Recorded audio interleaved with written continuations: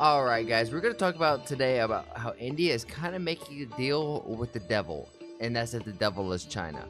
But as you can see, Indian music and dance performed by Chinese artists who welcome PM Modi. Nice to see a little bit of a show. What the hell is going on right here? Had a fruitful meeting with President Xi and Tajin on the sidelines of the SCO summit. We reviewed positive momentum in the India-China relations since our last meeting at Kazan. We agreed the importance of maintaining peace and tranquility in border areas and reaffirmed our commitment to cooperation based on mutual respect, mutual interest, and mutual sensitivity. Ultimately, this is where the alliances are going to be made, especially at the global stage. A lot of this is like there's no permanent enemies or friends in the game of politics, especially at the global scale. It's all about who aligns with your interest that is best for your country. And right now, with India on the rise and growing as a legitimate superpower in the world, it's going to be important. And especially like we're going to be friends. I'm speaking from the viewpoint of an American. Like if the India-American relationship is going to be a beautiful relationship, it's because India is strong and can bring a lot to the table. And you want your friends to grow and get strong, and like ideally. So I think this is a good thing. However, making a deal with China that could be seen as making a deal with the devil. Look at this painting. Wow, that's a big painting. Nice lights highlighting it as well. Very nice. You got Jay and Modi on the other side. And, like I made a video a little while ago about like the downfall of Modi. And truthfully, I don't see somebody surpassing Modi in India. Like definitely not Rahul Gandhi, definitely not Dhruv Rathi, like nobody. Maybe one of the Fukra brothers from the Milan family, but like in all seriousness, I think Modi has submitted himself as like the prime minister of India for as long as he'd like. Jinping is not showing any emotion, just fulfilling the formality. He is not able to control himself. He does not feel shame for getting the martyrdom of 20 soldiers. I mean, this is just you can't go into all the little details. How much did PM Modi's one foreign visit cost? The numbers will surprise you. PM Modi visited Saudi Arabia on the 22nd of April. I mean, I just don't. I see this as being a good thing, right? Like, I want world leaders to be able to come together and make a more peaceful place. Because I do think now is the best time to live as a human, right? फिर से शुरू की जा रही है। हमारे सहयोग से दोनों देशों के 2.8 बिलियन लोगों के हित जुड़े हुए हैं। इससे पूरी मानवता के कल्याण का मार्ग भी प्रशस्त होगा। परस्पर विश्वास, सम्मान और संवेदनशीलता के आधार पर हम अपने संबंधों को आगे बढ़ाने के लिए प्रतिबद्ध हैं। एक्सेलेंसी, चीन द्वारा एससीओ की सफल अध्यक्षता के लिए मैं आपको बहुत बहुत बधाई देता हूं। And Modi is saying the well-being of 2.8 billion people in India and China depends on our cooperation between our countries. India is committed to moving our relationship forward on the basis of mutual respect, trust, and sensitivity. I mean, I think this is great.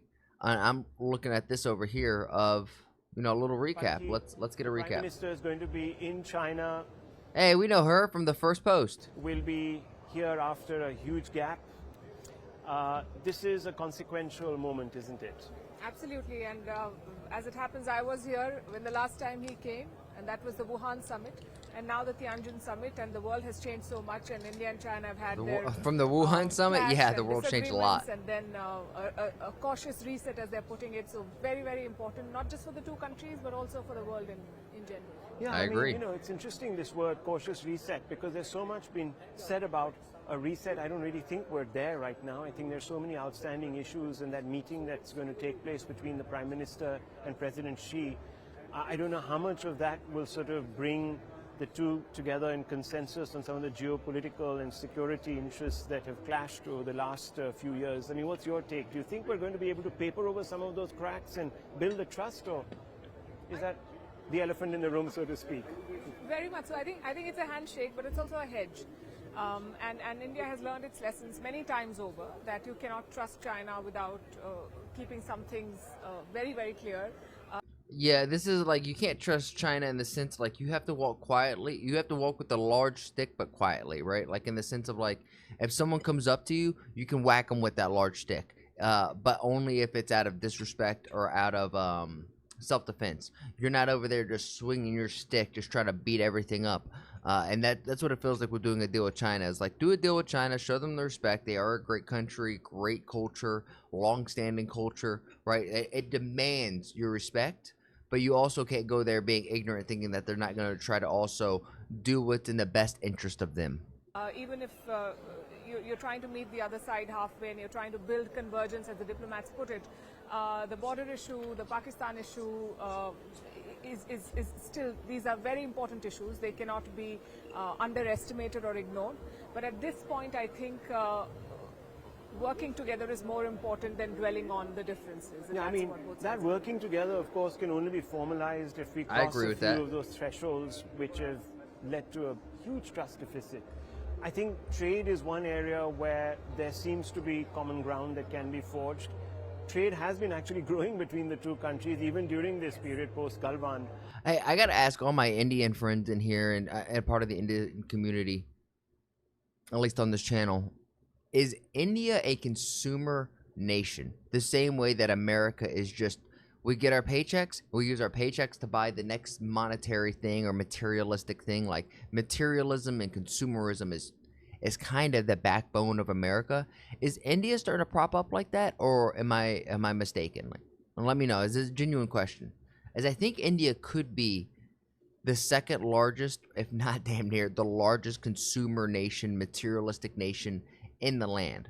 But I could, once more, it just depends on the people, the priorities, and whatnot. Let me know in the comments down below. So what is the real takeaway Genuinely here? Because curious.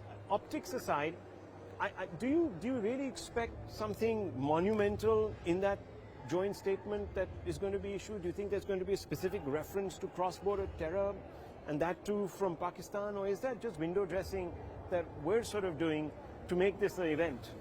I think the world, the larger picture, the backdrop has shifted significantly in the last few years, and that is why a few years back, when India said that trade cannot go on when you have an unresolved border, we've had to soften our position there, because trade is also important, economy is also important, both for India and China at this point. China is not doing as well as they would like to, and India has got the tariff shock from Donald Trump.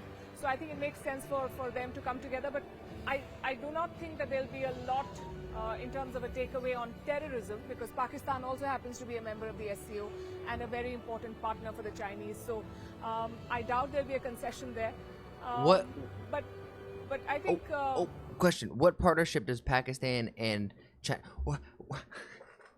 I'm sorry if there's, like, the 3 Pakistani people who watch this, but what does Pakistan offer to the world besides, like, maybe oil? And I don't even know if they're the leading people of oil. Aren't they like a bunch of farming nation? Like, isn't that just... What does Pakistan have to bring to the table? Well, let me know. I think this is realpolitik. That we have to find a way to minimize damage on either side at a time when what was a strategic partner in America has turned into a, for want of a better word, an adversary. Yeah, I've been reading commentary in Whoa. the press recently, especially the West. Hold on. Is this the sentiment of how India views America? When what was a strategic partner in America has turned into a, for want of a better word, an adversary. Yeah, I've been reading commentary in the press recently. Are we really your enemies now? Are we really adversaries? I thought we were friends. Granted, we're bickering like old married couples right now, but what friendship doesn't have its rough spots? Recently, especially the Western media, and the statements that have come out of Mr. Navarro, who says that, look, India should not be really in bed with authoritarians, of course, that's replete with hypocrisy. But nonetheless, the impression is that Beijing thinks that India is coming back into the fold, so to speak, because of our hiccup with the United States. So in some senses, it's she that's holding the cards as we go into this meeting.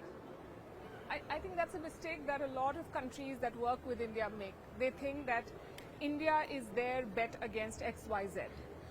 They do not appreciate the fact that India operates in a way that works for India. So we will not pick a fight with China because it suits the Americans, and we will not pick a fight with the Americans because the Chinese would like to see it. And the sooner they understand this very basic fact about Indian diplomacy, the better for either side. But the Bloomberg did an interesting piece yesterday that India is talked like about its a own letter, individual which at I the think table covered now. in the It press, can make its own in India as decisions. well. It's not going to be swayed. Xi Jinping wrote a letter to Draupadi left or right. Murmu. So the moment the Trump tariffs started picking up in the conversation, even though we were talking to the Americans then, the Chinese saw an opportunity and they seized it.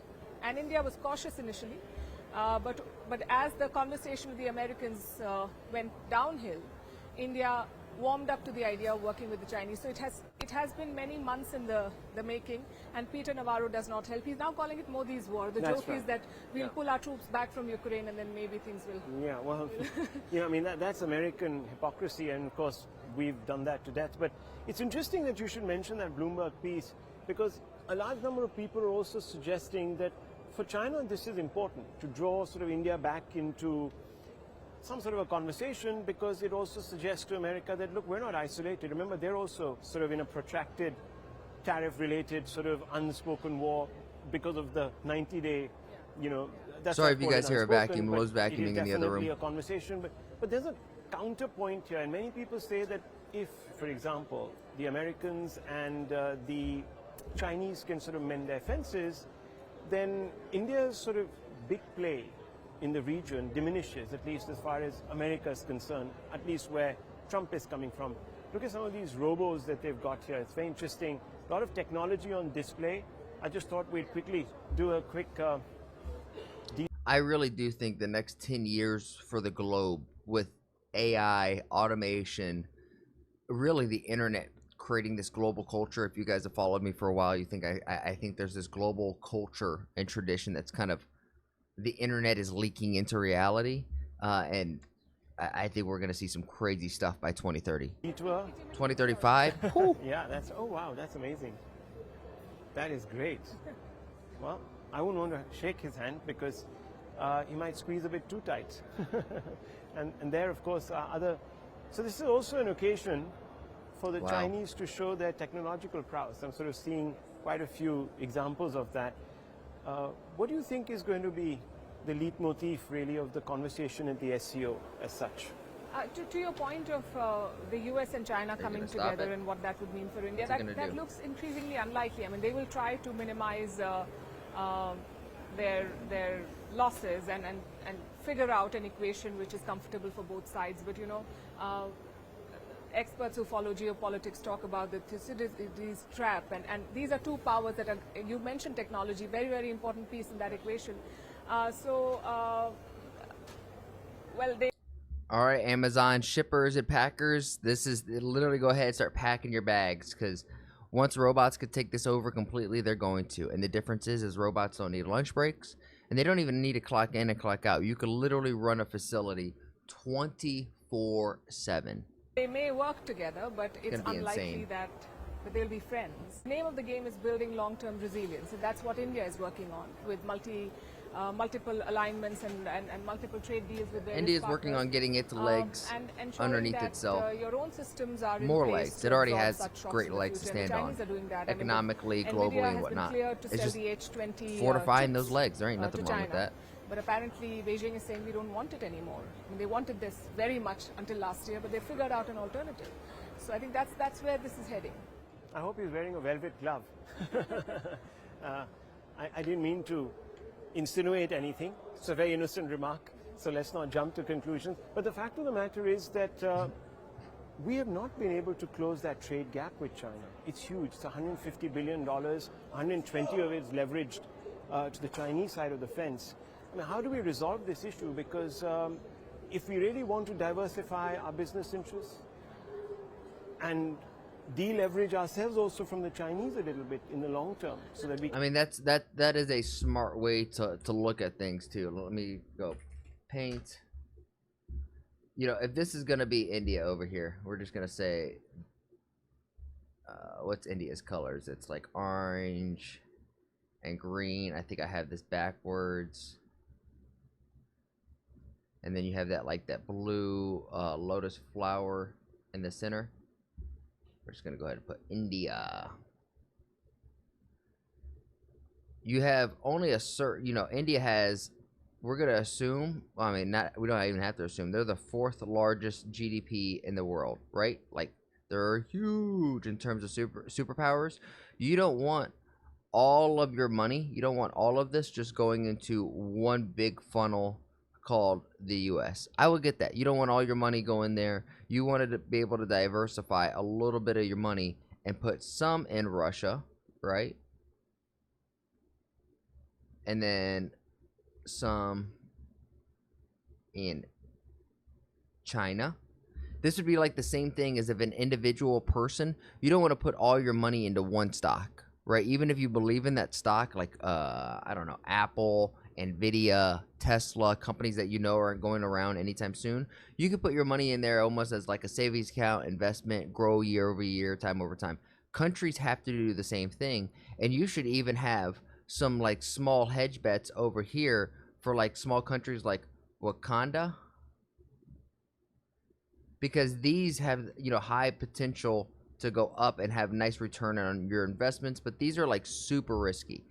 With this, you have to make sure that, you know, like these relations stay beneficial. Ultimately, what I'm trying to say is India is just trying to diversify its income and become less reliant, because it seems like right now it has too many, you know, funnels going to China, or it's leveraged too much money is going to China. So I can understand, you know, why you know, Russian gas and whatnot, and I get it, but it just has to be commented on, and that's why we're doing it. We can also sort of hold our own against the Chinese. I suppose India will have to do a lot more talking to a lot more countries, especially Japan, because that's where the Prime Minister is coming from.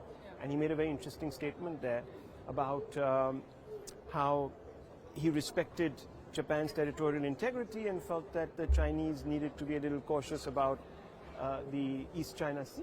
That was an interesting comment. It was, and a very exhaustive joint statement, by the way, between India and Japan. So it shows that how we're looking at working with democracies, working with partners that have been reliable largely over the past many decades. Yes, India will have to diversify, but that's a challenge, I think, Rahul, that the whole world is grappling with. I mean, no one's been able to really de-link their businesses, or the many, many words that came into play after the pandemic, de-risking and decoupling, deleveraging, yes. offshoring, so nearshoring. it's not really happening, and it's not going to happen overnight, because China controls shipping, China control when it comes to distribution, logistics, and just manufacturing hub of the world. China is so far ahead of everyone. And this was the big issue with like US and China is, you know, US may have a lot of money and we may be the largest consumer in the world, like just consumer nation, consumer culture in the world. Where are we buying all of that? China, just funding them up. And now granted, I feel like it's a little propaganda of like China's economy is like a large bubble. But I can also understand how it is a large bubble, because they're also leveraging on their futures and trying to innovate and become this futuristic nation in the world. And that's going to cost money, right? Granted, they're getting a consistent amount of money, not from the U.S., but presumably India and Russia as well, in terms of them buying, you know, China buying Russia, or Russian buying Chinese goods. We're just going to have to see where all of this goes, because I think the top 3 superpowers right now, that being Russia, China, and the U.S., are up for grabs. And there's a shifting in the world. And so long that the U.S. can become the crypto capital of the world, and the world then revolves around crypto, then I think we're okay. I think we're moving forward. We're staying in that #1 spot.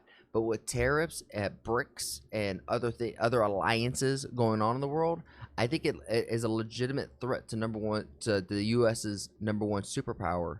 and Russia as well, because Russia's in this ever-going war. And granted, war is great for economies. You can get economies booming with a war, but with a lot of other factors that really aren't that great about war, I could see them slipping down, going into a little recession post, this conflict, and India kind of sneaking up and taking that third place spot. If I'm going to be honest, manufacturing, and at a time when the world was trying to figure out a way to live without such dependence on the Chinese, in comes Donald Trump and throws ultimately, if the game, into even more. If you want me to compare this to a video game, I think the world right now, like our world, is going through like a seasonal reset. Like there's a new season coming up, and this new season is going to be with AI, technology, cryptocurrency. That's the season we're headed into, and we're getting a power rebalance, right? A meta reshift, and everyone's having to learn this new meta. Kind of have to grinding out some of the old things. Like that, this is just a seasonal reset, and we're gonna see which guild is gonna be the number 1, number 2, and number 3 guild going into this next season of Earth. Chaos. So it's going to be tough, but that's the only way going forward. I believe that we are in conversation, and when I say we, I mean New Delhi is in conversation with at least 50 countries and groups to explore free trade agreements. So that is the way to go forward. And look, I mean, till you are over leveraged to China in some respects, also to the United States, your ability to dictate terms in dialogues such as these or in relationships such as these is very limited. So I think India will need to find its way through. I don't know if SCO is going to be the path that is going to open up the doors. I mean, look, we've got problems with some of these countries, SCO countries. We've also got issues with regards to being able to sort of penetrate these markets because of the lack of literally geography. So I don't know, what do you think of the SCO? I mean, do you think this is really a global forum that beyond sending the odd message to the West that, look, the global South has a place to go to, really will amount to much? I think if someone's looking for a game-changing headline, that's not coming out of the engine. Having said that, this is a very, very important conversation, and symbolically also very important, with Vladimir Putin, Narendra Modi and Xi Jinping coming together at a time when the West is trying to dictate terms to all these three powers. So to that extent, it's a very, very important message. But I think it's important for India to be part of multiple such conversations. While I was coming here, there was a conversation on the bus about whether the Quad Summit will happen. I also think that if you're pro-India, you want that as well. But an important member of that, of course, is the US, and with the way the relationship is. The fact is that India is a part of all of these groups, and a very important one. This meeting between Prime Minister Modi and Xi Jinping, his visit, the first visit in 7 years, it does send a message. Yeah, I mean, look, India wants to be strategically autonomous. It has all the right to be strategically autonomous. I think that's the message that will perhaps go from Tianjin to Washington. How Washington is going to react, of course, is a different cup of tea. We don't even know. Exactly, we don't know. But yeah, you know, this is an interesting area that you sort of touched upon, because the Quad is also in some ways looming. We don't know if Mr. Trump is going to be traveling across the 7 seas to India, because he's supposed to. Yeah, I mean, that's a message that will go out to him. But very, very importantly, viewers, let's not forget one important thing. While we are talking to some of these countries which have disparate sort of views on the world, also political systems, we also have to retain at some level our democratic credentials and the credibility of those credentials. So that's also something that always does play in the mind as far as Indian diplomacy is concerned, because it has been a moralizing diplomacy. Mr. Modi has been trying to change that, but in the domestic space, we always have those contradictions to deal with, because the opposition seems to be bringing those up. But what? Well, if you guys know, about a year ago, I did invest into the Indian stock, because I was like, okay, India and America's relationship is about to boom, right? And I got in right about, I don't know, sometime around here, you know, like this time frame. And if you could see, I'm down a little bit, and at no point in time did it ever really bump back up. I guess I could have taken some out in like June-ish, which would have been a nice little like maybe $1 increase. But you know, Indian stock ain't doing too good. What do you think for Which tells me as an American, the Indian market isn't doing too good. Mr. Modi to get out of Tianjin, go back to India? What is the one or two things that you think he's looking to sell to the domestic audience also, apart from, of course, the optics? Well, the consistent messaging from India and from the Indian leadership in the past few weeks has been this, that one, we will not